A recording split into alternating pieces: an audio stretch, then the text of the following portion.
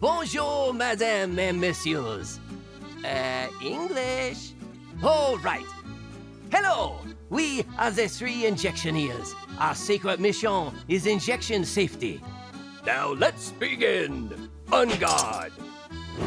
We all know that unsafe injection practices can spread hepatitis, HIV, and other blood-borne infections from patient to patient, sometimes causing serious disease outbreaks and even fatalities. But it's avoidable if we always follow the only one rule. One needle, one syringe, one injection, and only one vial. The first part of injection safety is easy. We all know it. Constance is giving her patient an injection. She uses a new syringe and new needle. But did you know that when you give an injection, microscopic amounts of blood can travel back into the needle and into the syringe, even if you're careful not to draw the syringe plunger back. Next, Constance needs to give her patient a shot of a different medicine. This medicine commonly comes in multi-dose vials. As a precaution, she changes the needle for the second injection, assuming that the syringe is not contaminated. But it is, and now the pathogen enters the medication vial. Later, Constance uses the same multi-dose medication vial to give injections to another patient. And this is how an infection spreads. But the good news is, it's avoidable. Just stick to the one rule. Each patient gets one needle, one syringe, only one time. Each vial gets one needle, one syringe, only one time. Does it take a little longer? Yes. Is it worth it? One word, we. Okay, let's talk a little more about vials and injection safety. Remember, always perform hand hygiene prior to preparing and administering medications. I bet you knew that one.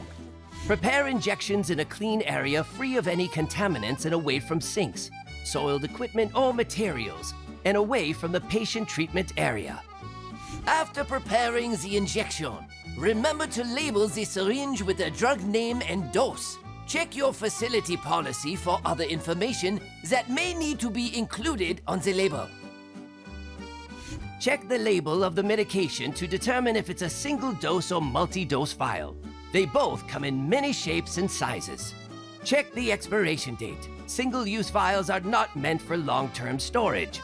They lack a preservative and bacteria will start growing soon after the seal is broken. That's one reason why they must be discarded immediately after the first usage, even if there is still some medication left. For multi-dose vials, it's a little more, how should we say, complicated.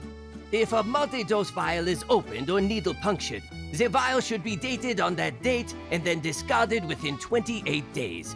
That's called the beyond use date.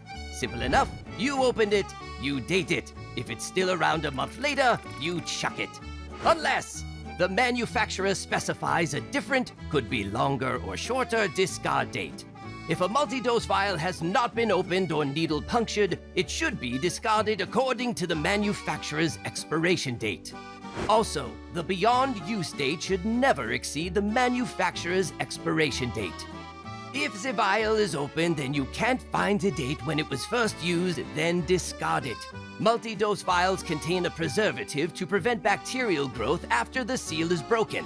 However, this preservative has zero effect on pathogens that can be introduced by the incorrect usage of needles and syringes. Whenever possible, multi-dose vials should be dedicated to a single patient.